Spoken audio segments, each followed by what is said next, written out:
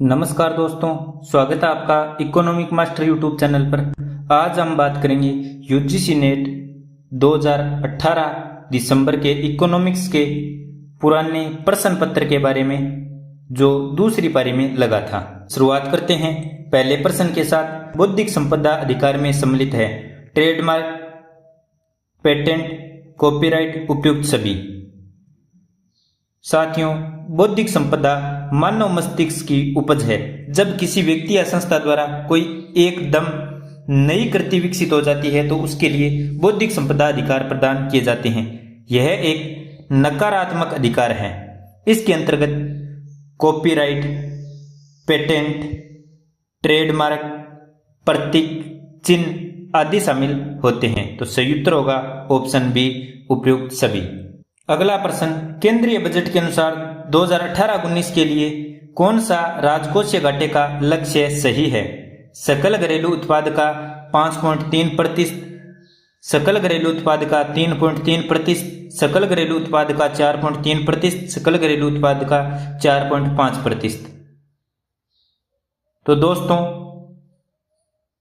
ये पुराना प्रश्न है। 2018-19 में क्या सही उत्तर था? सही उत्तर था सकल घरेलू उत्पाद का 3.3%। वर्तमान में लक्ष्य क्या है? वर्तमान में लक्ष्य है जीडीपी का 4.9 से 5% तक का। अगला प्रश्न, निम्नलिखित में से कौन सी भारतीय अर्थव्यवस्था के सम्मुख इस समय समष्टि आर्थिक चुनौती नहीं है? चालू खाते के घाटे का बढ़ना, विश्व में बढ़ता हुआ संरक्षणवाद, भारतीय रुपये का अवमूल्यन, सोने का अधिक आयात। सही ऑप्शन होगा दोस्तों ऑप्शन डी, सोने का अधिक आयात वर्तमान में समष्टि आर्थिक चुनौती नहीं है। किसके लिए? भारतीय अर्थव्यवस्था के लिए। चालू खाते के घाटे का बढ़ना चुनौती है, विश्व का बढ़ता हुआ संरक्षणवाद भी चुनौती है और रुपये का अवमूल्यन भी चुनौती है। सोने के आयात से क्या होता है? विदेशी विनिमय रिजर्व में वृद्धि होती है जो आर्थिक विकास की प्रगति में सहायक होता है। इससे देश की मुद्रा के बाह्य मूल्य में क्या आती है? मजबूती भी आती है। अगला प्रश्न, 1 जुलाई 2017 से लागू वस्तु एवं सेवा कर के अंतर्गत भारत में वस्तुओं तथा सेवाओं पर 4 कर स्लैब लागू किए गए। निम्न में से कर स्लैब सही हैं? 8, 12, 18, 28, 8, 12, 15, 18, 5, 8, 12, 18, 5%, 12%, 18%, 28%। 1 जुलाई 2017 को जीएसटी लागू किया गया था। इस समय 17 करों को और 26 उपकरों को सम्मिलित किया गया था। भारत का जीएसटी मॉडल किस पर आधारित है? यह कनाडा के उपभोग वेट मॉडल पर आधारित है। 5%, 12%, 18% और 28%। सही ऑप्शन होगा डी। ये कौन से संविधान संशोधन के तहत जीएसटी लाया गया? जीएसटी लाया गया 101वें अमेंडमेंट एक्ट 2016 के तहत। इसके तहत जीएसटी परिषद को क्या बनाया गया? एक संवैधानिक निकाय बनाया गया। कौन सा अनुच्छेद जोड़कर 279 ए? जीएसटी काउंसिल परिषद की अध्यक्षता कौन करता है? वित्त मंत्री। जीएसटी बिल लाया गया था, वो कौन सा संशोधन विधेयक लाया गया था? तो वो था 122वां संशोधन विधेयक। कब लाया गया था? 2014 में शुरुआत में। और पास किस विधेयक के रूप में हुआ था? 101वें संविधान संशोधन विधेयक 2016 के रूप में, यानी 8 सितंबर 2016 को राष्ट्रपति की स्वीकृति मिली थी।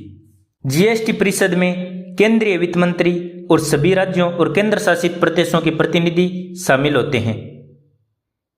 इसकी स्थापना जीएसटी के विभिन्न पहलुओं पर निर्णय लेने के लिए की गई थी, जिसमें कर दरें, छूट और प्रशासनिक प्रक्रियाएं शामिल हैं। जीएसटी एक्ट कब लागू हुआ? 1 जुलाई 2017 से। और कितने स्लैबों में वर्गीकृत किया गया था? 4 स्लैबों में। 5%, 12%, 18% और 28%। जीएसटी प्रणाली में दोहरी संरचना का पालन किया जाता है, सीजीएसटी यानी केंद्रीय जीएसटी व राज्य जीएसटी यानी एसजीएसटी, जिन्हें क्रमशः केंद्र और राज्य सरकारों द्वारा एक साथ लगाया जाता है। इसके अतिरिक्त अंतर्राज्यीय आपूर्ति और आयात पर एकीकृत जीएसटी आईजीएसटी लगाया जाता है, जिसे केंद्र सरकार द्वारा एकत्रित किया जाता है लेकिन गंतव्य राज्य को आवंटित किया जाता है। और जीएसटी का उद्देश्य क्या था? एक राष्ट्र एक कर। अगला प्रश्न, जननांकीय संक्रमण सिद्धांत के लिए निम्नलिखित में से कौन सा सत्य नहीं है?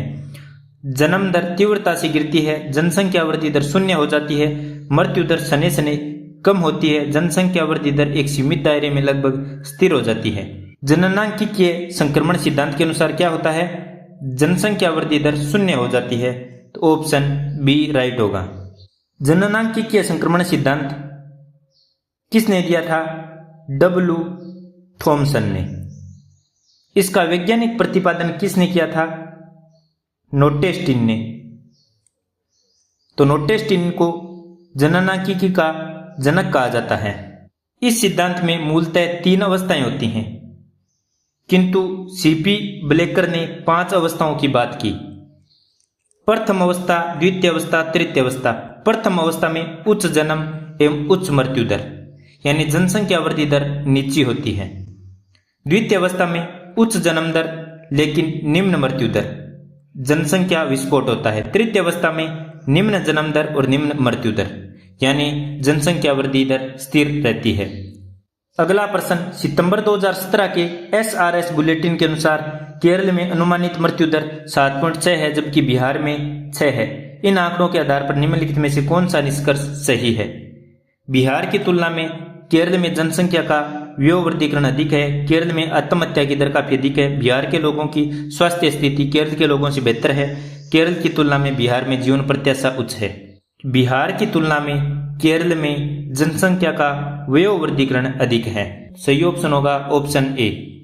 अगला प्रश्न, सूची 1 व सूची 2 दी गई है। सूची 1 में लेखक हैं, सूची 2 में पुस्तक हैं। लेखक हैं Milton Friedman, Joseph Schumpeter, Karl Marx, Thomas Piketty. पुस्तक है Das capital, capitalism and freedom, capitalism in the 21 century, capitalism, socialism and democracy. मिलान करना है ABCD का, A4, B3, C1 और D2, A3, B1, C4, D2, A2, B4, C1, D3, A3, B2, C1, D4। सही मिलान क्या होगा? Milton Friedman. कौन सी पुस्तक लिखी थी? Capitalism and freedom. Joseph Schumpeter ने कौन सी पुस्तक लिखी थी? Capitalism, socialism and democracy. Karl Marx ने दास कैपिटल। टॉम पिकेटी ने कैपिटल इन द 21 सेंचुरी। तो सही ऑप्शन क्या होगा? सही ऑप्शन होगा ऑप्शन सी। अगला प्रश्न, निम्नलिखित कथनों पर विचार कीजिए। भारत की एमएसपी नीति यानी न्यूनतम समर्थन मूल्य नीति केवल गेहूं, धान, मोटे अनाज को शामिल करती है। ग्रेड ए धान का न्यूनतम समर्थन मूल्य एमएसपी सामान्य धान के एमएसपी से सदा ही अधिक होता है। सही कूट चुनना है, न तो 1 न 2, 1 और 2 दोनों, केवल 1 केवल 2। सही उत्तर होगा ऑप्शन डी केवल 2। तो भारत सरकार कृषि लागत एवं मूल्य आयोग CACP की सिफारिश पर राज्य सरकार और केंद्रीय मंत्रालय या विभाग के विचारों के आधार पर 22 अधिसूचित कृषि फसलों के लिए एमएसपी तय किया जाता है। यह पिब फरवरी 2024 की खबर के अनुसार जानकारी दी गई है। कृषि वर्ष 2018-19 से सभी अधिसूचित फसलों, खरीफ, रबी और अन्य वाणिज्यिक फसलों के लिए एमएसपी में अखिल भारतीय औसत उत्पादन लागत पर कम से कम 50% की वापसी के साथ वृद्धि की गई है। पिछले 3 वर्षों में अधिसूचित फसलों के लिए घोषित एमएसपी का फसलवार विवरण 2022-23 में किस प्रकार से रहा? देखो, धान सामान्य ग्रेड ए 2 प्रकार से, सामान्य हमेशा ग्रेड ए से नीचा रहता है। ज्वार में भी हाइब्रिड और मालदंडी, बाजरा, रागी, मक्का, अरहर, मूंग, उड़द, मूंगफली, सूरजमुखी बीज, सोयाबीन, पीला तिल, नाइजर सीड, कपास, ये सभी कौन सी थी? खरीफ की फसलें। इनके लिए और रबी की फसलों में गेहूं, जौ, ग्राम, मसूर दाल, रेपसीड सरसों, कुसुम। अन्य फसलों में कोपरा और जूट। तो ये 22 फसलें हैं जिनकी एमएसपी निर्धारित की जाती है किसके द्वारा? सीएसीपी की सिफारिश के बाद में राज्य या केंद्र सरकार के द्वारा। सीएसीपी क्या है? कृषि एवं किसान कल्याण मंत्रालय का एक संलग्न कार्यालय है। अगला प्रश्न, निम्नलिखित में से किसके कारण सामान्य मूल्य स्तर में वृद्धि हो सकती है? मुद्रा आपूर्ति में वृद्धि, उत्पादन के कुल स्तर में वृद्धि, प्रभावी मांग में वृद्धि। तो दोस्तों, सामान्य मूल्य स्तर में वृद्धि किस कारण हो सकती है? मुद्रा आपूर्ति में वृद्धि के कारण हो सकती है। उत्पादन के कुल स्तर में वृद्धि के कारण नहीं होगी। प्रभावी मांग में वृद्धि के कारण हो सकती है। तो सही ऑप्शन होगा ऑप्शन डी, 1 और 3। मुद्रा आपूर्ति में वृद्धि से मूल्य में वृद्धि होगी क्योंकि मुद्रा के वास्तविक मूल्य या क्रय शक्ति में क्या आ जाएगी? कमी आ जाएगी, जिससे मूल्य स्तर में वृद्धि होगी। प्रभावी मांग में क्या होता है? समग्र मांग बराबर समग्र पूर्ति। तो प्रभावी मांग में बढ़ोतरी से उत्पादन में वृद्धि तुरंत नहीं की जा सकती। कुछ समय के लिए स्फीतिक अंतराल की दशा उत्पन्न हो जाती है, जिससे कीमत स्तर में वृद्धि हो जाती है। अगला प्रश्न, शुम्पीटर के विकास सिद्धांत के अनुसार निम्नलिखित कथनों में से कौन सा सही है? उपयुक्त सभी सही है। लोकतंत्र एक आर्थिक प्रणाली की दक्षता को बढ़ाता है। उपयुक्त में से कोई सही नहीं है। आर्थिक उत्पादन का विस्तार अर्थव्यवस्था की वास्तविक बचतों द्वारा सीमित होता है। सही ऑप्शन क्या होगा? सही ऑप्शन होगा ऑप्शन सी, उपयुक्त में से कोई सही नहीं है। शुम्पीटर के अनुसार लोकतंत्र आर्थिक प्रणाली में जड़ता लाता है, जिससे आर्थिक क्रियाएं अवरुद्ध होती है। साथ ही आर्थिक उत्पादन का विस्तार अर्थव्यवस्था की वास्तविक बचतों द्वारा नहीं बल्कि साख द्वारा होता है। तो शुम्पीटर ने क्या कहा? लोकतंत्र क्या लाता है आर्थिक प्रणाली में? जड़ता, जिससे क्या हो जाती है? आर्थिक क्रियाएं अवरुद्ध या रुक जाती हैं। आर्थिक उत्पादन का विस्तार किससे होता है? साख द्वारा, जबकि वास्तविक वस्तुओं द्वारा अर्थव्यवस्था का विस्तार नहीं होता है। अगला प्रश्न, आर्थिक विकास के कार्ल मार्क्स के सिद्धांत के संबंध में कौन सा कथन सही है? उपयुक्त में से कोई नहीं। उत्पादन में संबंध स्वतंत्र रूप से बदलते हैं। उत्पादन के तरीके स्वतंत्र रूप से बदलते हैं। उपयुक्त दोनों। तो दोस्तों, मार्क्स ने कहा था उत्पादन के तरीके स्वतंत्र रूप से बदलते हैं, तो ऑप्शन सी राइट होगा। कार्ल मार्क्स ने मूल्य के श्रम अतिरेक सिद्धांत का प्रतिपादन किया। तो मूल्य के श्रम अतिरेक सिद्धांत का उत्पादन किसने किया? कार्ल मार्क्स ने। इसकी प्रसिद्ध पुस्तक का क्या नाम है? Das capital. इसकी मान्यताएं क्या है कि समाज में 2 प्रधान वर्ग हैं, एक तो पूंजीपति, दूसरा सर्वहारा।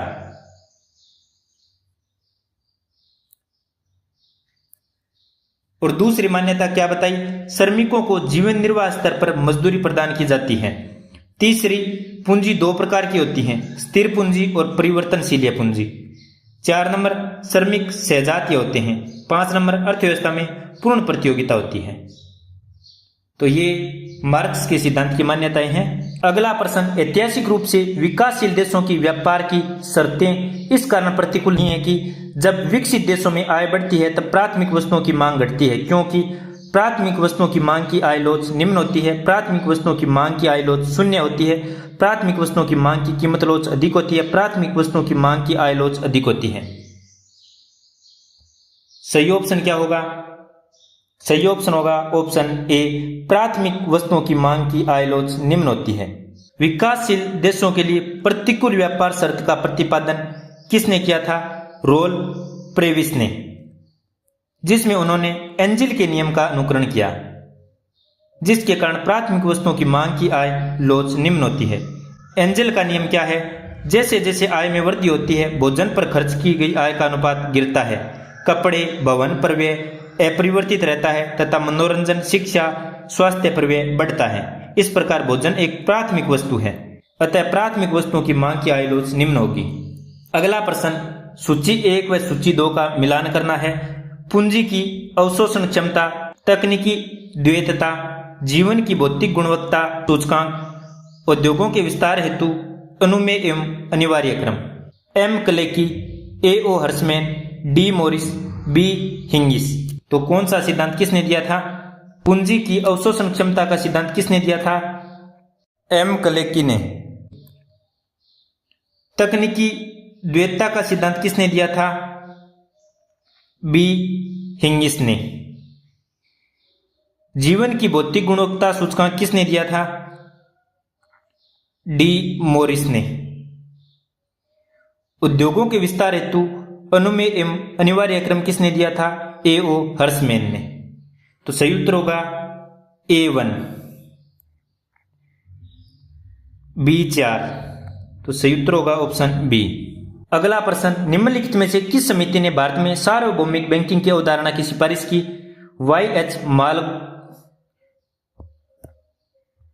YH मालेगाम समिति, S पद्मनाभन समिति, आबिद हुसैन समिति, RH खान समिति। तो सही उत्तर होगा दोस्तों ऑप्शन डी, RH खान समिति ने भारत में सार्वभौमिक बैंकिंग की अवधारणा की सिफारिश की थी। सार्वभौमिक बैंकिंग व्यापारिक बैंकिंग, निवेश बैंकिंग, विकास बैंकिंग, बीमा तथा अन्य वित्तीय क्रियाओं का एक मिलाजुला रूप है। RBI द्वारा दिसंबर 1997 में RH खान की अध्यक्षता में एक समिति का गठन किया। इस समिति ने सार्वभौमिक बैंकिंग के विकास की अवधारणा प्रस्तुत की। अगला प्रश्न, SRS मई 2018 के विशेष बुलेटिन के अनुसार मातृ मृत्यु अनुपात MMR के अनुसार निम्नलिखित राज्यों को अवरोही क्रम में व्यवस्थित कीजिए। असम, बिहार, मध्य प्रदेश, उत्तर प्रदेश। तो सही उत्तर क्या होगा दोस्तों? इस समय सही उत्तर था ऑप्शन सी। नए SR बुलेटिन 2018 से 20 के अनुसार बिहार में कितना है अब 118, असम में कितना है 195, मध्य प्रदेश में 173 और उत्तर प्रदेश में 167। सुरक्षित मातृत्व आश्वासन यानी सुमन योजना, जननी शिशु सुरक्षा कार्यक्रम, मासिक ग्राम स्वास्थ्य स्वच्छता और पोषण दिवस, ग्रामीण क्षेत्र में आउटरीच शिविर, स्वास्थ्य और आरोग्य सेंटर, प्रधानमंत्री मातृ वंदना योजना, मिशन सक्षम आंगनबाड़ी और पोषण 2.0 आदि योजनाएं हैं जिनके माध्यम से मातृ मृत्यु अनुपात को घटाने का प्रयास किया जाता है। अगला प्रश्न, उत्पादन का आर्थिक क्षेत्र कौन सा होता है? सभी समोत्पाद वक्रों के धनात्मक ढाल वाले भाग, सभी समोत्पाद वक्रों के मध्य वाले भाग, सभी समोत्पाद वक्रों के उच्चतम बिंदु, सभी समोत्पाद वक्रों के ऋणात्मक ढाल वाले भाग। सही ऑप्शन कौन सा होगा दोस्तों? सही ऑप्शन होगा सभी समोत्पाद वक्रों के कौन से ऋणात्मक ढाल वाले भाग। तो सही ऑप्शन होगा ऑप्शन डी। दोस्तों, सभी समोत्पाद वक्रों के ऋणात्मक ढाल वाले भाग उत्पादन का आर्थिक क्षेत्र होता है। समोत्पाद वक्र क्या होता है? दो संसाधनों के विभिन्न संयोजनों को दिखाता है जिसके साथ एक फर्म समान मात्रा में उत्पादन कर सकती है। समोत्पाद वक्र की विशेषताएं क्या होती है? ये बाएं से दाएं नीचे की ओर ऋणात्मक ढाल वाला होता है इस प्रकार से। अर्थात जब हम श्रम की मात्रा में वृद्धि करते हैं इसमें, तो हमें उत्पादन के समान स्तर को प्राप्त करने के लिए पूंजी की मात्रा में कमी करनी पड़ती है। इससे तकनीकी प्रतिस्थापन की सीमांत दर घटती हुई होती है। दो समोत्पाद वक्र एक दूसरे को कभी नहीं काटते, याद रखना। दो समोत्पाद वक्र कभी एक दूसरे को नहीं काटते, यानी ये बनेंगे तो इस प्रकार से बनेंगे। अब देखो, श्रम की मात्रा L से L1 चली गई और पूंजी की मात्रा K से K1 आ गई और समोत्पाद वक्र बन गया ये IPC। अब पूंजी और श्रम बढ़ जाएंगे तब क्या हो जाएगा? समोत्पाद वक्र इस प्रकार से बन जाएगा IPC1। समोत्पाद वक्र मूल बिंदु की ओर उत्तल या उन्नतोदर होते हैं। ऊंचा समोत्पाद वक्र उच्च उत्पादन स्तर को सूचित करता है। तो ऊंचा समोत्पाद वक्र किसको सूचित करता है? उच्च उत्पादन वक्र को। मूल बिंदु के किस ओर होते हैं? ये उत्तल या उन्नतोदर। समोत्पाद वक्र कभी भी दोनों अक्षों को स्पर्श नहीं करते, यानी x और y इन दोनों को कभी स्पर्श नहीं करते। समोत्पाद वक्र में उत्पादन की मात्रा को दर्शाया जा सकता है, जबकि अनादिमान वक्र में संतुष्टि की मात्रा को नहीं दर्शाया जा सकता।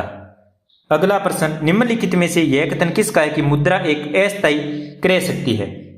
Irving Fisher, William J Baumol, James Tobin, Milton Friedman. सही उत्तर होगा दोस्तों ऑप्शन डी, मिल्टन फ्रीडमैन।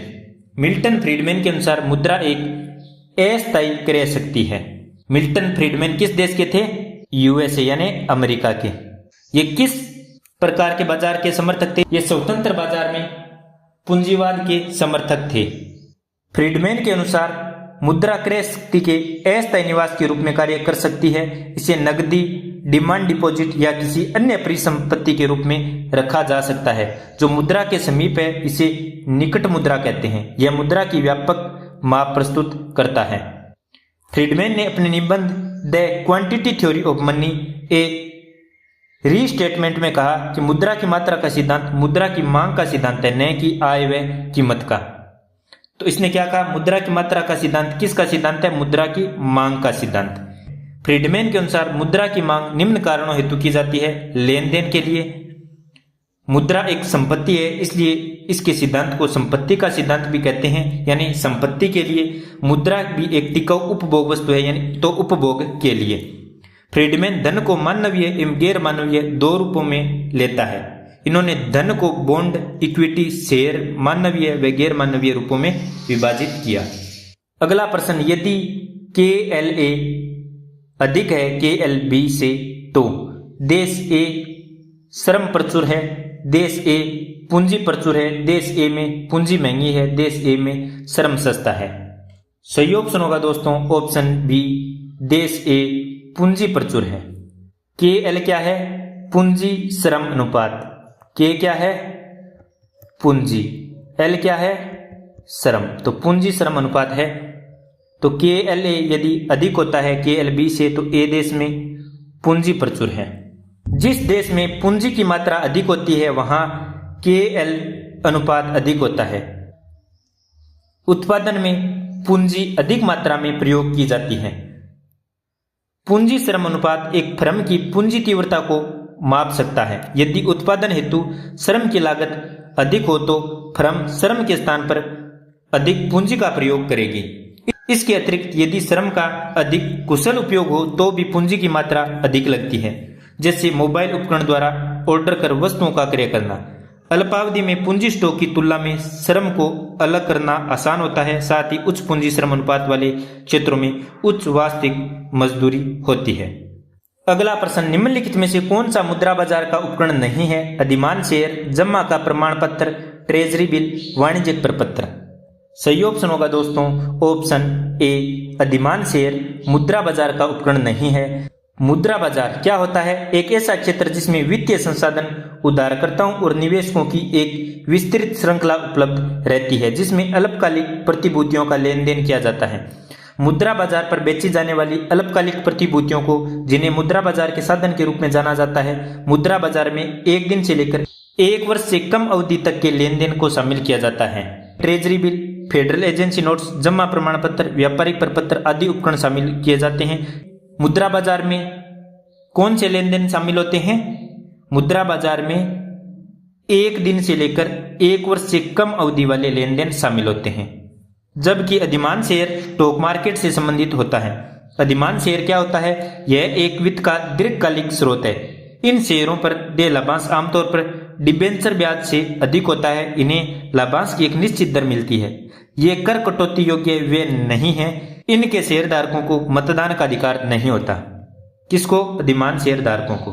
अधिमान शेयरधारकों को क्या मिलती है? लाभांश की एक निश्चित दर मिलती है जो डिबेंचर ब्याज से अधिक होती है। अगला प्रश्न, पेरेटो अनुकूलता के बारे में निम्नलिखित में से कौन सा कथन सही नहीं है? उपभोक्ताओं के मात्रात्मक उपयोगिता फलन है। सभी वस्तुओं के उत्पादन में सभी साधनों का प्रयोग किया जाता है। उपभोक्ता अपनी संतुष्टि को अधिकतम करते हैं। साधन और वस्तु बाजार में पूर्ण प्रतियोगिता होती है। सही उत्तर क्या होगा दोस्तों? सही उत्तर होगा ऑप्शन ए, उपभोक्ताओं के मात्रात्मक उपयोगिता फलन है। ये पेरेटो की विचारधारा नहीं थी। सभी वस्तुओं के उत्पादन में सभी साधनों का प्रयोग किया जाता है। सही है, उपभोक्ता अपनी संतुष्टि को अधिकतम करते हैं। साधन और वस्तु बाजार में पूर्ण प्रतियोगिता है। पेरेटो अनुकूलता, इसमें संसाधनों के आवंटन की एक ऐसी स्थिति होती है जिसमें किसी एक व्यक्ति के कल्याण को कम किए बिना किसी अन्य व्यक्ति के कल्याण को नहीं बढ़ाया जा सकता। पेरेटो क्या कहता है कि यदि एक व्यक्ति का कल्याण बढ़ाना है तो दूसरे व्यक्ति के कल्याण को कम करना होगा। यदि किसी व्यक्ति के कल्याण को कम किए बिना किसी भी व्यक्ति के कल्याण में वृद्धि होती है तो इसे क्या कहते हैं? पेरेटो सुधार। यानी एक व्यक्ति के कल्याण को कम किए बिना दूसरे व्यक्ति के कल्याण को बढ़ाना क्या कहलाता है? पेरेटो सुधार। पेरेटो ने निम्न प्रकार की कुशलता की बात की: उपभोक्ता, उत्पादन और उत्पादन वितरण की। पेरेटो अनुकूलता को first fundamental of economic theorem कहा जाता है। इसकी मान्यताएं कौन कौन सी हैं?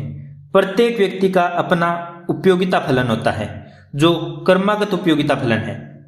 तो प्रत्येक व्यक्ति का क्या होता है? उपयोगिता फलन। कौन सा फलन होता है ये? क्रमागत। तकनीकी प्रगति क्या होती है? स्थिर। आगत क्या होती है? स्थिर। प्रतियोगिता क्या होती है? पूर्ण प्रतियोगिता। रोजगार अवस्था क्या होती है? पूर्ण रोजगार अवस्था। उत्पादन में सभी साधनों का प्रयोग किया जाता है। किसके उत्पादन में? सभी वस्तुओं के उत्पादन में। उपभोक्ता दिए हुए आय स्तर पर, किस पर? दिए हुए आय स्तर पर अपनी संतुष्टि को क्या करना चाहता है? मैक्सिमम, अधिकतम। उत्पादक दिए हुए तकनीकी स्तर पर अपने लाभ को क्या करना चाहता है? अधिकतम। अंतर व्यक्तिक तुलना संभव नहीं है। इंपॉर्टेंट, पेरेटो अनुकूलतम में अंतर व्यक्तिक तुलना क्या संभव है? नहीं है। अगला प्रश्न, असम्मित सूचनाओं के साथ बाजारों के विश्लेषण हेतु निम्नलिखित में से किसे अर्थशास्त्र में नोबेल पुरस्कार दिया गया? Robert A Mundell, Paul Krugman, Richard Thaler, George A Akerlof. सही उत्तर होगा दोस्तों option D, George A Akerlof. असम्मित सूचना क्या होती हैं? जब दो पार्टियों में किसी एक पार्टी को अपेक्षाकृत अधिक सूचनाएं प्राप्त होती हैं तो इसे असम्मित सूचना कहते हैं। यानी दो पार्टियां हैं बाजार में, उनमें से एक पार्टी को क्या होती है? अधिक सूचना प्राप्त होती है। इससे क्या होता है? बाजार में अधिक या अलग उत्पादन प्राप्त होता है। प्रोफेसर जॉर्ज अकरलोफ ने नींबू बाजार के विश्लेषण द्वारा असम्मित सूचनाओं की व्याख्या की। अर्थशास्त्र में स्वीडिश संस्था द्वारा नोबेल जारी किया जाता है। सर्वप्रथम 1969 में आर्थर लेविस व जॉन टिनवर्जन को संयुक्त रूप से प्रदान किया गया था। आप बताइए 2023 का नोबेल पुरस्कार अर्थशास्त्र में किसे दिया गया? सही उत्तर क्या होगा दोस्तों? क्लौडिया गोल्डिन को। किसके लिए दिया गया? श्रम बाजार में स्त्री पुरुषों के बीच भेदभाव संबंधी समझ को बेहतर बनाने के लिए। गोल्डिन इस पुरस्कार से सम्मानित होने वाली थर्ड महिला है। इससे पूर्व 2009 में यह पुरस्कार एलिनोर ओस्ट्रोम और ओलिवर ई विलियमसन को दिया गया था। इसने बताया कि 20वीं सदी के दौरान कार्यबल में कुल महिलाओं की हिस्सेदारी कितनी थी? 20%, जिसमें विवाहित महिलाओं की भागीदारी कितनी थी? मात्र 5%। इन्होंने कहा औद्योगिकरण से पूर्व महिलाओं की कृषि एवं कुटीर उद्योग में शामिल होने की संभावना अधिक थी। इन्होंने बताया सेवा क्षेत्र ने रोजगार के अवसरों तक महिलाओं की पहुंच बढ़ाई है। कैरियर विकल्प में भी लैंगिक वेतन अंतराल पाया जाता है और वेतन अंतराल को बढ़ाने में पेरेंटहुड की बड़ी भूमिका रही है। अगला प्रश्न, टी.डब्ल्यू. सुल्ज ने आर्थिक संवृद्धि के लिए शिक्षा के संबंध में निम्नलिखित अनुपात दिया है: शिक्षा श्रम अनुपात, शिक्षा आय अनुपात और शिक्षा निवेश अनुपात, शिक्षा पूंजी और श्रम अनुपात, शिक्षा आय अनुपात। सही उत्तर होगा दोस्तों ऑप्शन बी, शिक्षा श्रम अनुपात, शिक्षा आय अनुपात और शिक्षा निवेश अनुपात। टी.डब्ल्यू. सुल्ज प्रथम अर्थशास्त्री थे जिन्होंने सर्वप्रथम वैज्ञानिक रूप से मानवीय शिक्षा पर बल दिया। इन्होंने अपनी पुस्तक the economic value of education में मानवीय पूंजी पर बल दिया। इन्होंने 1979 में अर्थशास्त्र में नोबेल पुरस्कार प्राप्त किया। सुल्ज के अनुसार ज्ञान और कौशल दोनों पूंजी का एक रूप है। मानव पूंजी में निवेश में वृद्धि और श्रमिकों की आय में वृद्धि के बीच प्रत्यक्ष संबंध है। सुल्ज के अनुसार मानवीय पूंजी में निवेश से हास्य लोगों में निवेश है। अगला प्रश्न, अवमूल्यन अधिक प्रभावी होगा जब अंतर्राष्ट्रीय पूंजी का प्रवाह निर्बाध होता है। अंतर्राष्ट्रीय पूंजी का प्रवाह निर्बाध नहीं होता है। आयात की सीमांत प्रवृत्ति अधिक होती है। सही कूट चुनना है, केवल 3, केवल 2, 1 और 3, 2 और 3। अंतर्राष्ट्रीय पूंजी का प्रवाह निर्बाध होता है तो अवमूल्यन अधिक प्रभावी नहीं होता। अंतर्राष्ट्रीय पूंजी का प्रवाह निर्बाध नहीं होता है तब अवमूल्यन अधिक प्रभावी होता है। आयात की सीमांत प्रवृत्ति अधिक होती है तो अवमूल्यन अधिक प्रभावी नहीं होता है। तो सही ऑप्शन होगा ऑप्शन बी। अवमूल्यन से क्या तात्पर्य है? जब किसी देश द्वारा सुनियोजित योजना के परिणाम स्वरूप मुद्रा के बाह्य मूल्य को कम कर दिया जाता है। इसका उद्देश्य क्या होता है? संरक्षणवादी नीति। इसके तहत निवेश को बढ़ाया जाता है, यानी निर्यात में वृद्धि की जाती है व आयात में कमी की जाती है। मार्शल लर्नर शर्त के अनुसार किसी भी देश का अवमूल्यन तभी प्रभावशाली होगा जब निर्यात आयात की मांगलोच इकाई से अधिक होता है। निर्यात क्या होता है? आयात की मांगलोच इकाई से अधिक होता है। अवमूल्यन प्रभावी कब होगा? EX + EM अधिक होगा 1 से। तो क्या होगा? अवमूल्यन प्रभावी होगा। EX + EM 1 के बराबर होगा तो कोई प्रभाव नहीं डालेगा। EX + EM कम होगा 1 से तब संबंधित देश को हानि होगी। ये भी मोस्ट इंपॉर्टेंट है, इन्हें याद रखिएगा। सिडनी अलेक्जेंडर के अनुसार CPMP, CP यानी उपभोक्ता की सीमांत प्रवृत्ति, MP यानी आयात की सीमांत प्रवृत्ति। CP और MP 1 से अधिक होंगे तब क्या होगी? अवमूल्यन से हानि, यानी BOP में हानि। CP और MP कम होंगे 1 से तो अवमूल्यन में लाभ, यानी BOP में क्या होगा? सुधार होगा। CP और MP बराबर होंगे 1 के तब अवमूल्यन पर कोई प्रभाव नहीं होगा, तब क्या होगा? BOP तटस्थ। BOP यानी बैलेंस ऑफ पेमेंट। अगला प्रश्न, सतत आर्थिक कल्याण के सूचकांक की गणना हेतु निम्नलिखित में से कौन सा संशोधन सकल घरेलू उत्पाद में किया जाता है? रक्षा पर किए गए व्यय के मौद्रिक मूल्य को घटाया जाता है, पर्यावरणीय क्षरण की लागत को घटाया जाता है, मूल्य ह्रास का मौद्रिक मान घटाया जाता है, बाढ़ और सूखे से हुई हानि के मौद्रिक मूल्य को घटाया जाता है। सही उत्तर होगा ऑप्शन बी, पर्यावरणीय क्षरण की लागत को घटाया जाता है। सतत आर्थिक कल्याण सूचकांक की धारणा का प्रतिपादन किसने किया था? रहमान डेली ने, जॉन कोब तथा क्लिफोर्ड कोब ने किया था। यह धारणा GDP में मापित उपभोग को पहले लेती है तथा उसमें आय में वितरण की विषमता, घरेलू उत्पाद, आर्थिक विकास के पर्यावरण पर पड़ने वाले प्रभाव कम करने के संबंध में किए गए व्यय, लोक हानि, पर्यावरण लागत तथा क्षति आदि को समायोजित कर लेते हैं। अगला प्रश्न, वर्ष 2015-16 में भारत निम्नलिखित उत्पादों में से किसका निर्यातक रहा? सेव, चावल, दाल। सही ऑप्शन होगा दोस्तों कौन सा? ऑप्शन डी, केवल 2 यानी चावल। अगला प्रश्न, राष्ट्रीय ग्रामीण स्वास्थ्य मिशन निम्नलिखित में से किस वर्ष शुरू किया गया? 2005, 1998, 2009, 1991। सही उत्तर क्या होगा दोस्तों? Option A, 2005। राष्ट्रीय ग्रामीण स्वास्थ्य मिशन 2005 में शुरू किया गया। 2005 में कब शुरू किया गया? 12 अप्रैल 2005 को। किस लिए? संपूर्ण भारत में ग्रामीण स्वास्थ्य में सुधार हेतु। इसका शॉर्ट में नाम क्या है? NRHM। स्वास्थ्य के लिए एक जिला योजना के माध्यम से सफाई और स्वच्छता, पोषण, स्वच्छ जल जैसे स्वास्थ्य मानकों की समस्याओं से निपटान करेगा और प्रभावी उपचारात्मक देखभाल के लिए संस्थागत प्रसव को मजबूत बनाने के लिए ग्रामीण अस्पतालों का सुदृढ़ीकरण किया जाएगा। उद्देश्य क्या है इसके?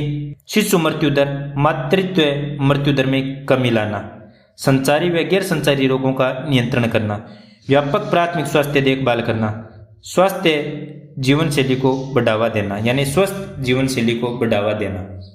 अगला प्रश्न, नए व्यापार सिद्धांत के संदर्भ में निम्न कथनों पर विचार कीजिए। यह इस बात की व्याख्या करता है कि देश क्यों सदृश वस्तुओं में व्यापार करते हैं। यह मुक्त व्यापार मानता है। यह मानता है कि व्यापार एकाधिकारी दशाओं में होते हैं। यह उत्पादन में पैमाने की मितव्ययता का लाभ उठाता है। सही कूट चुनना है 1 2 4 2 4 1 2 1 3।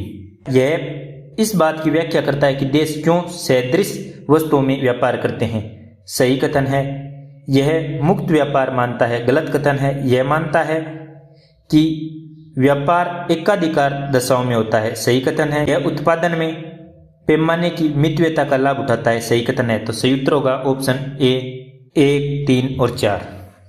नए व्यापार का सिद्धांत 1970-80 के दशक में प्रारंभ हुआ। किसने दिया यह सिद्धांत? मार्क मेलिटज और पॉल एंटुस ने। इसमें मध्यवर्ती वस्तुओं के बढ़ते चलन पर जोर दिया गया। यह एकाधिकार प्रतियोगिता पैमाने के बढ़ते प्रतिफल की अवधारणाओं पर आधारित हैं। किस पर आधारित हैं? एकाधिकार प्रतियोगिता और पैमाने के बढ़ते प्रतिफल की अवधारणा पर। सभी फर्में सम्मित हैं अर्थात सभी के उत्पादन गुणांक समान हैं। अगला प्रश्न, वैश्विक प्रतिस्पर्धा रिपोर्ट निम्नलिखित में से किस संगठन द्वारा जारी की जाती है? विश्व व्यापार संगठन, WTO, विश्व बैंक, वर्ल्ड बैंक, यूरोपीय संघ, EU, विश्व आर्थिक मंच, वर्ल्ड इकोनॉमिक फोरम, WEF। किसके द्वारा जारी की जाती है? सही उत्तर होगा दोस्तों ऑप्शन डी, विश्व आर्थिक मंच। इसकी स्थापना कब हुई थी? 1971 में। किसने की थी विश्व आर्थिक मंच की स्थापना? प्रोफेसर क्लॉस एम श्वाब द्वारा। पहले इसका नाम क्या था? यूरोपीय प्रबंधन। 1987 में इसका नाम बदलकर क्या कर दिया गया? विश्व आर्थिक मंच। तब से प्रतिवर्ष जनवरी माह में इसकी बैठक का आयोजन होता है। यह क्या है? एक गैर लाभकारी संस्था यानी NGO है। इसका मुख्यालय कहां पर है? जिनेवा में। मिशन क्या है? विश्व के व्यवसाय, राजनीतिक, शैक्षिक और अन्य क्षेत्रों में अग्रणी लोगों को एक साथ लाकर वैश्विक, क्षेत्रीय और औद्योगिक दिशा तय करना। विश्व आर्थिक मंच में सदस्यता के लिए वे कंपनियां चुनी जाती हैं जो विश्व भर में अग्रणी हैं। विश्व आर्थिक मंच निम्न रिपोर्ट या सूचकांक को प्रकाशित करता है। कौन कौन सी हैं? वैश्विक सूचना एवं तकनीकी रिपोर्ट, वैश्विक प्रतिस्पर्धा रिपोर्ट, यात्रा एवं पर्यटन प्रतिस्पर्धा रिपोर्ट, वैश्विक सक्षम व्यापार रिपोर्ट, वैश्विक ऊर्जा एवं वास्तुकला प्रदर्शन सूचकांक, वैश्विक पर्यावरण प्रदर्शन सूचकांक, समावेशी विकास सूचकांक, वैश्विक शक्तिशाली भाषा सूचकांक, मानव पूंजी सूचकांक, वैश्विक लैंगिक अंतराल सूचकांक।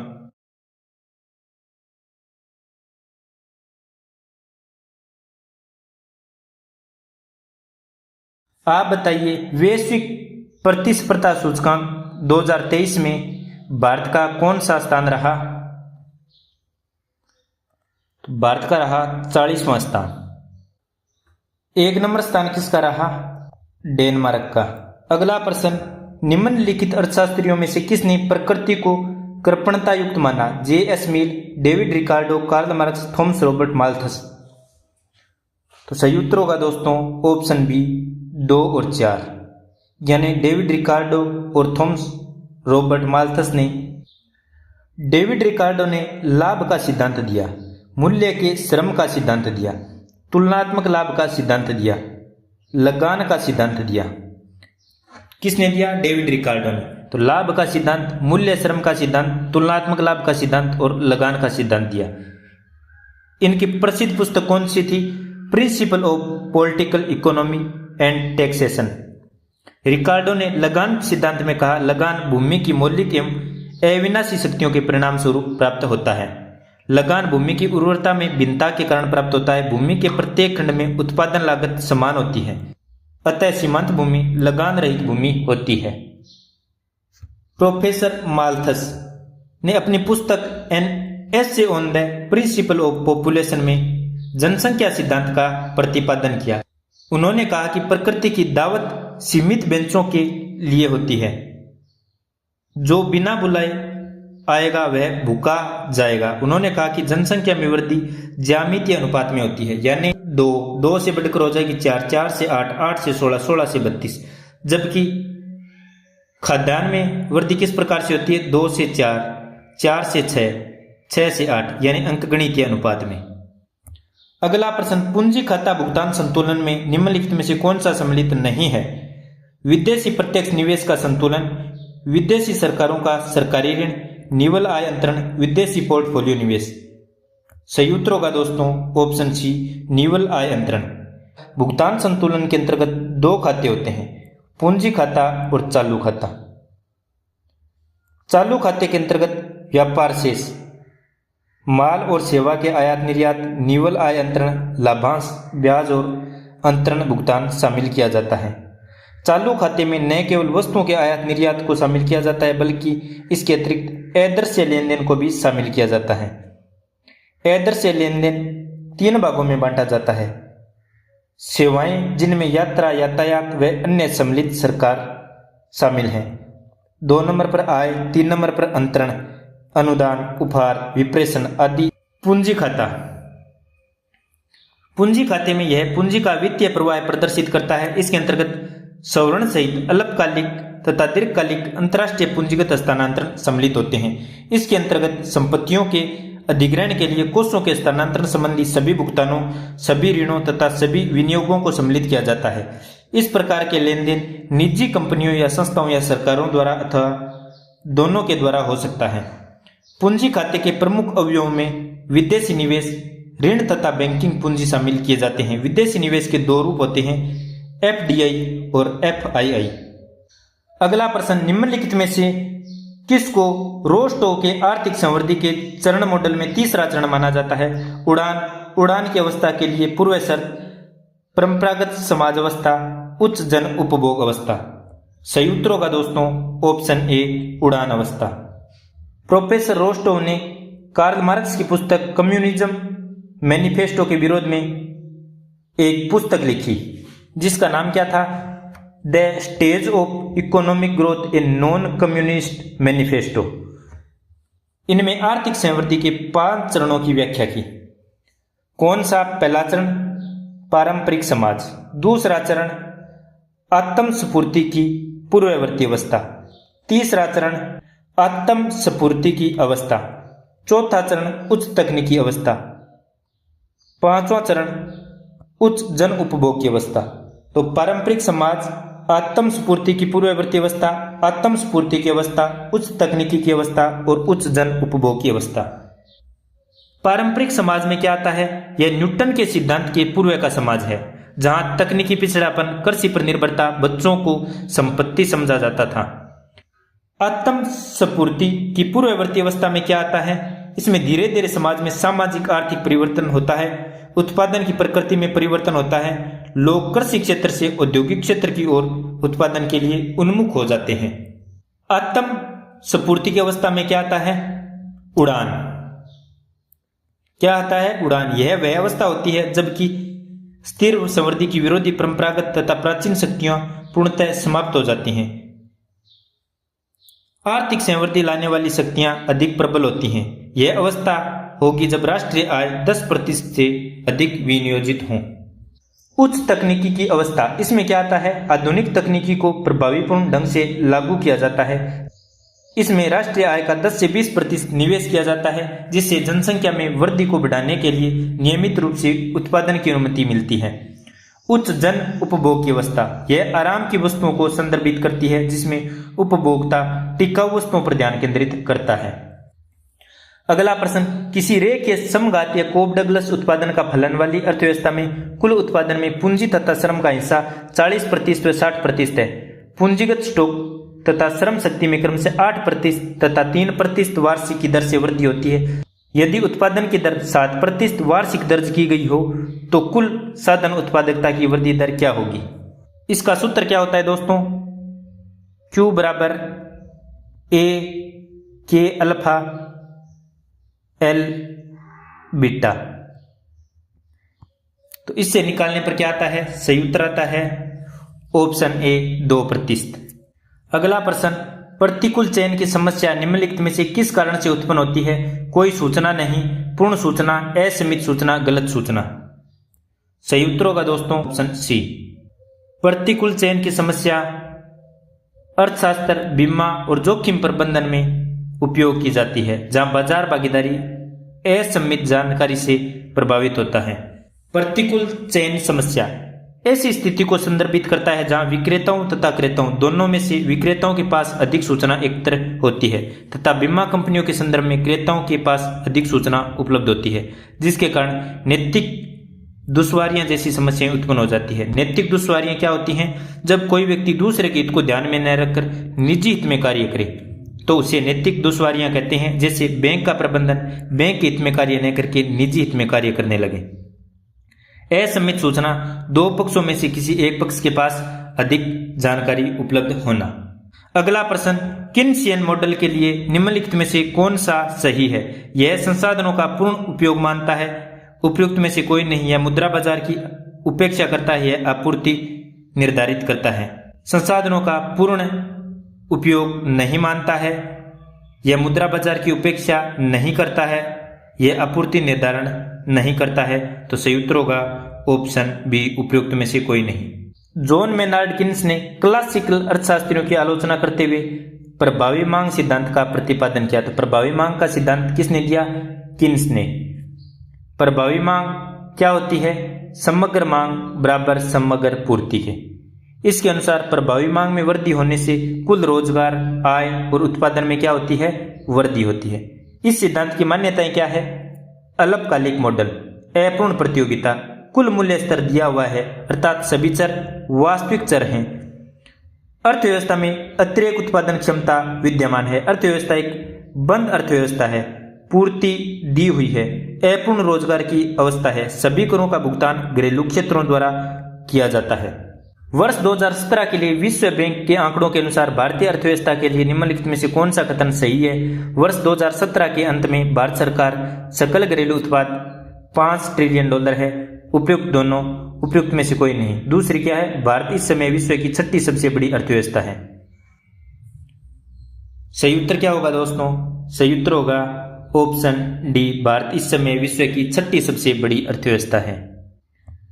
दोस्तों IMF, ये तो विश्व बैंक के अनुसार, IMF के अनुसार भारत कौन सी अर्थव्यवस्था है? 5th सबसे बड़ी अर्थव्यवस्था है। अगला प्रश्न, अन्य सभी बातों के समान होने की दशा में सरकार के खर्च के स्तर में वृद्धि का ISLM मॉडल के अंतर्गत निम्नलिखित में से क्या प्रभाव पड़ेगा? सभी ब्याज दरों में वृद्धि LM वक्र को बाईं ओर अंतरण कर देंगी। अर्थव्यवस्था को सदैव पूर्ण रोजगार की ओर ले जाना।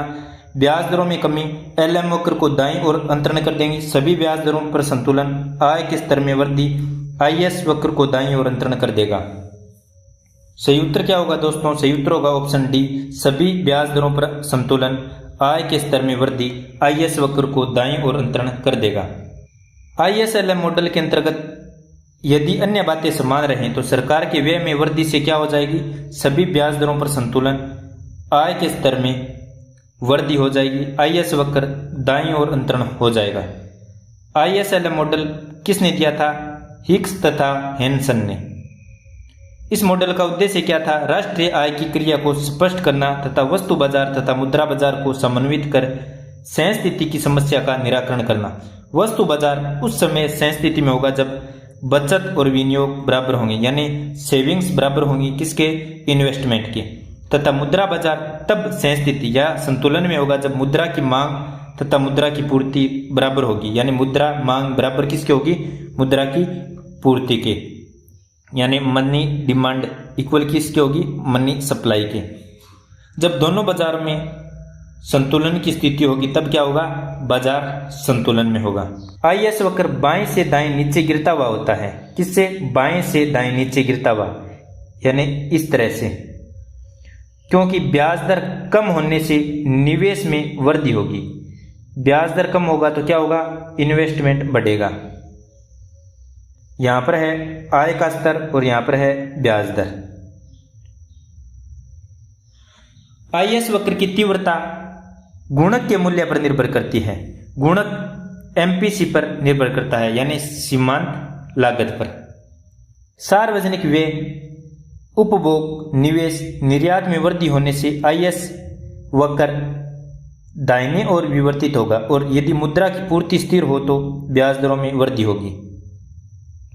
आय स्तर Y से Y1 हो गया और ब्याज R से R1 हो गया,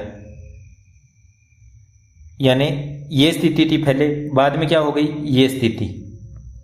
पहले IS वक्र कहाँ पर था, इस पर, अब कहाँ चला गया, इस पर। तो IS से IS1 किस ओर हो गया, दाईं ओर विवर्तित हो गया। पहले संतुलन किस बिंदु पर था, पहले संतुलन इस बिंदु पर था, अब संतुलन इस बिंदु पर बन गया। अगला प्रश्न, भारतीय अर्थव्यवस्था के संदर्भ में निम्नलिखित घटनाओं का सही क्रम में व्यवस्थित कीजिए। बैंकों के राष्ट्रीयकरण का प्रथम चरण, बैंकों के सुधार हेतु नरसिम्हन समिति, फेम्मा एक्ट, एग्जिम बैंक की स्थापना। सही को चूज करना है 1 3 2 4, 1 4 2 3, 1 3 4 2, 1 2 3 4। दोस्तों, बैंकों का राष्ट्रीयकरण का प्रथम चरण कब हुआ था, 1969 में। बैंकों के सुधार हेतु नरसिम्हन समिति कब गठित की गई थी, 1991 में। फेम्मा एक्ट कब आया था, 1999 में। एग्जिम बैंक की स्थापना कब हुई थी, 1982 में। तो सही उत्तर क्या होगा, ऑप्शन बी। अगला प्रश्न, अप्रत्यक्ष करों को प्रतिगामी क्यों कहा जाता है। ये प्रत्यक्ष कर की तुलना में उच्चतर दरों पर प्रभावित किए जाते हैं। ये सभी आय समूहों के लिए समान दर पर प्रभावित किए जाते हैं। उपयुक्त में से कोई सही नहीं है, उपयुक्त में से दोनों सही है। सही उत्तर होगा ऑप्शन डी। अप्रत्यक्ष कर में कौन से आते हैं, बिक्री कर, प्रति इकाई कर, मूल्यवर्धित कर, माल सेवा कर। अप्रत्यक्ष कर में वेट की अवधारणा का प्रतिपादन 1918 में विल्हेम वॉन सीमेंस द्वारा दिया गया। अप्रत्यक्ष कराधान आमतौर पर कर राजस्व से उत्पन्न की जाने वाली रणनीति है। यह समाज के सभी वर्गों पर समान रूप से लागू होती है। चूंकि कर की लागत आय के अनुसार अलग अलग नहीं होती है, इसलिए अप्रत्यक्ष कर में मूल्य अनुसार कर व विशिष्ट कर शामिल किए जाते हैं। प्रतिगामी करों की प्रकृति में आय में वृद्धि के अनुसार कर की दर में गिरावट होती है, जिससे आय के असमान वितरण में वृद्धि होती है, क्योंकि अमीर की अपेक्षा गरीब पर अधिक कर लगाया जाता है। इसी प्रकार अप्रत्यक्ष कर आय स्तर को ध्यान में न रखकर उपभोग पर आधारित होता है, जिससे आय के वितरण में विषमता आती है। अतः अप्रत्यक्ष कर प्रतिगामी प्रकृति के होते हैं। अगला प्रश्न, यह धारणा कि निजी क्षेत्र द्वारा महंगे नए ज्ञान की कम आपूर्ति की जाएगी नए ज्ञान की आवश्यक विशेषता पर आधारित है। गैर प्रतिस्पर्धा अपवर्जनीय, प्रतिस्पर्धी गैर अपवर्जनीय, गैर प्रतिस्पर्धी गैर अपवर्जनीय, अपवर्जनीय और प्रतिस्पर्धी कौन सा होगा, यानी इसमें ये कॉम्बो है एक एक का। सही होगा ऑप्शन सी, गैर प्रतिस्पर्धी और अपवर्जनीय होगी। सार्वजनिक वस्तुओं की प्रकृति गैर प्रतिस्पर्धी व गैर अपवर्जनीय होती है, जिसमें व्यक्तियों को इसलिए उपभोग से वंचित नहीं किया जा सकता कि वे उपभोग के व्यय के लिए समर्थ नहीं है। अगला प्रश्न, नव क्लासिक संवर्धी मॉडल के संबंध में क्या सही है। ब्याज की दर और लाभ नम्य है, पूंजी विष मांग है, पूर्ण प्रतियोगिता होती है, पूंजी और श्रम प्रतिस्थापनीय है। सही कूट चुनना है 1 2 3, 1 2 4, 2 3 उपयुक्त सभी। नव क्लासिक संवर्धी मॉडल में ब्याज की दर और लाभ नम्य होती हैं, पूंजी विष मांग नहीं होती है, पूर्ण प्रतियोगिता होती है, पूंजी और श्रम प्रतिस्थापनीय होते हैं। तो सही होगा ऑप्शन सी 1 3 4। नव क्लासिकल अर्थशास्त्रियों ने क्लासिकल विचारधारा को त्याग कर नए विचारों को प्रस्तुत किया। उनके अनुसार दिए गए तकनीकी स्तर में पूंजी और श्रम के निश्चित संयोग की आवश्यकता होती है। उन्होंने श्रम के लिए पूंजी के प्रतिस्थापन की संभावना को स्वीकार किया। नव क्लासिकल अर्थशास्त्रियों के अनुसार ब्याज दर और आय का स्तर समाज में बचत की दर का मुख्य निर्धारक है। अनिश्चितताओं और भविष्य के जोखिमों के कारण एक व्यक्ति आमतौर पर भविष्य के लिए वर्तमान को प्राथमिकता देता है। इस प्रकार लोगों के बचतों में वृद्धि के लिए ब्याज दर सकारात्मक होना चाहिए। नव क्लासिकल संवर्धी मॉडल की मान्यताएं कौन सी हैं? ब्याज दर और लाभ नम्य है, पूर्ण प्रतियोगिता होती है, पूंजी व श्रम प्रतिस्थापनीय है। अन्य मान्यताओं में संयुक्त वस्तु का उत्पादन होता है, कीमतें मजदूरियां लचीली हैं, पूर्ण रोजगार की अवस्था है, तकनीकी स्थिर है, बचत अनुपात स्थिर है, सामान्य संतुलन विश्लेषण है। अगला प्रश्न, अंतर्राष्ट्रीय व्यापार में राउंड ट्रिपिंग एक पद्धति है। विदेशी प्रत्यक्ष निवेश की यानी FDI की, निर्यात को बढ़ाने की, एक्सपोर्ट को बढ़ाने की, स्टार्टअप के वित्तपोषण की, कर अपवंचन की। सही उत्तर होगा दोस्तों ऑप्शन डी, कर अपवंचन की। राउंड ट्रिपिंग कर अपवंचन की विधि है। यानी जाना और पुनः वापस लौटना। वॉल स्ट्रीट जर्नल इसे अदल बदल व्यापार के रूप में लेता है, जिसे एक कंपनी अपनी अप्रयुक्त संपत्ति को दूसरी कंपनी को बेचने का समझौता करती है तथा साथ ही यह भी स्वीकार करती है कि किसी भावी तिथि पर वह उसका क्रय कर लेगी। इस प्रकार उसकी संपत्ति उसी के पास आ जाएगी। पर सामान्यतः इसका प्रयोग मनी लॉन्ड्रिंग, ब्लैक मनी के संदर्भ में करते हैं। भारत में जनित ब्लैक मनी को भारत में ही पुनः निवेश के रूप में वापस लौटाना राउंड ट्रिपिंग का उदाहरण है। ऐसा माना जाता है कि एडीआर जीडीआर का अधिकांश भाग वह ब्लैक मनी है जिसे टैक्स हेवन देशों के रास्ते से विदेशी निवेश के रूप में भारत व्हाइट मनी बनाकर लाया जाता है। अगला प्रश्न, किसी परिकल्पित अर्थव्यवस्था में मौद्रिक सकल घरेलू उत्पाद जीडीपी की वृद्धि दर 15% वार्षिक है। सकल घरेलू उत्पाद अस्फीति की वार्षिक वृद्धि दर 5% है। यदि जनसंख्या में 2% प्रतिवर्ष की दर से वृद्धि हो रही है तो प्रति व्यक्ति सकल घरेलू उत्पाद की वार्षिक वृद्धि दर क्या होगी? 8%, 10%, 7%, 3%। सही उत्तर क्या होगा दोस्तों? सही उत्तर होगा ऑप्शन ए 8%। अब इसे कैसे निकालेंगे? इसमें नॉमिनल जीडीपी कितनी है? 15%। जीडीपी डिफ्लेक्टर कितना है? जीडीपी डिफ्लेक्टर कितना है? 5%। तो रियल जीडीपी कितनी है? रियल जीडीपी, इन दोनों का अंतर 15% माइनस 5% बराबर 10%। अब प्रति व्यक्ति सकल घरेलू उत्पाद, प्रति व्यक्ति सकल घरेलू उत्पाद कितना होगा? 10% माइनस 2% पॉपुलेशन ग्रोथ रेट, क्या आ जाएगा? ये आ जाएगा 8%। सही उत्तर हो गया 8%।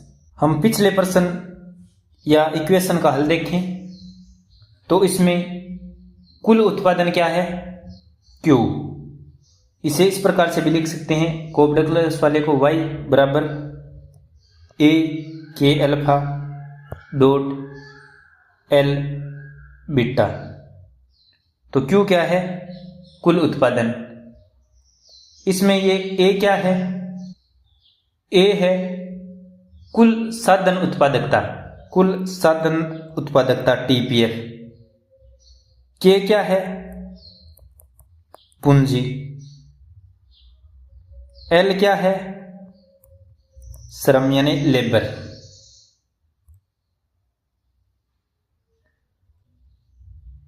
यहां पर जो अल्फा और बीटा दे रखा है ये क्या है?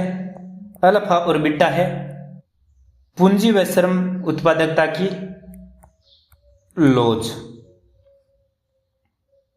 अब उत्पादन की वृद्धि दर GQ बराबर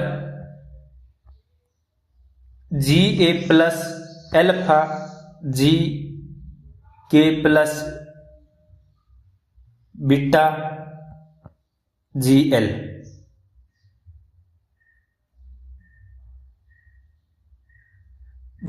उत्पादन की वृद्धि दर कितनी है? 7% बराबर GA प्लस अल्फा का हिस्सा कितना है? 0.4%। पूंजी वृद्धि दर कितनी है? 8% प्लस बीटा का हिस्सा कितना है? 0.6% इंटू श्रम की वृद्धि दर कितनी है? 3%।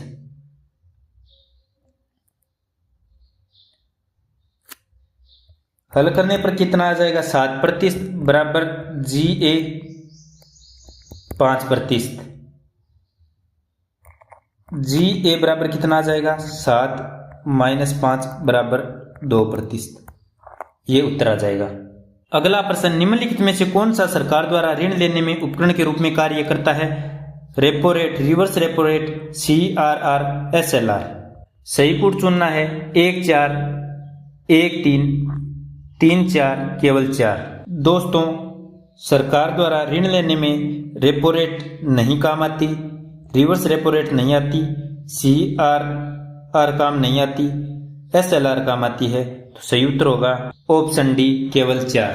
SLR वैधानिक तरलता अनुपात भारत में वाणिज्यिक बैंकों को ऋण प्रदान करने से पहले नकदी स्वर्ण भंडार सरकार द्वारा अनुमोदित प्रतिभूतियों के रूप में बनाए रखने के लिए आवश्यक है। SLR RBI द्वारा निर्धारित किया जाता है। वर्तमान में SLR कितनी है? वर्तमान में SLR 18% है आज की डेट पर। यह भारत में ऋण वृद्धि को नियंत्रित करता है। SLR द्वारा बॉन्ड सरकारी प्रतिभूतियों में निवेश करने के लिए वाणिज्यिक बैंकों को मजबूर किया जाता है। रेपो रेट यह वह दर है जिस पर किसी देश का केंद्रीय बैंक किसी भी तरह की तरलता की कमी में वाणिज्यिक बैंकों को ऋण देता है, जो इस अनुबंध के साथ देता है कि वह इसे एक निश्चित समयावधि के बाद पुनः क्रय कर लेगा। रेपो रेट कितनी है? रेपो रेट है वर्तमान में 6.50%।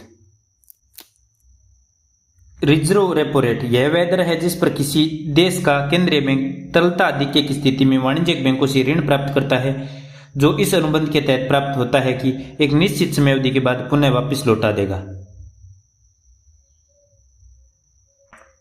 ये कितनी है? Reverse repo rate 3.35%। CRR आरक्षित नकदी निधि अनुपात वह अनुपात है जिसमें वाणिज्यिक बैंक को अपनी आय का एक निश्चित अनुपात RBI के पास रखना पड़ता है। वर्तमान में कितना है? 4.50%। तो पॉलिसी रेपो रेट कितनी है? वर्तमान में 6.50%।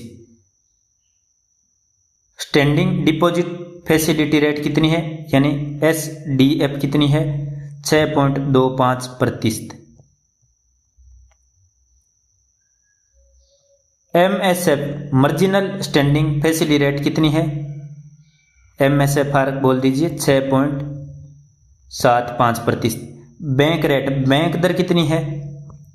6.75%। FRR यानी फिक्स्ड रिवर्स रेपो रेट कितनी है? 3.35।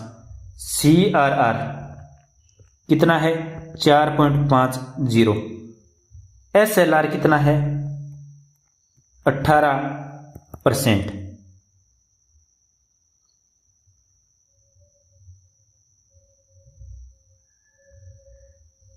तो ये रेट चेंज होती रहती हैं। अगला प्रश्न निम्नलिखित पर विचार कीजिए। अनुषंगी लाभ कर, पूंजीगत अभिलाभ कर, प्रतिभूति लेन देन कर कौन सा प्रत्यक्ष कर है? 1, 2, 2, 3, 1, 2, 3, केवल 1। सही उत्तर होगा ऑप्शन सी 1, 2 और 3।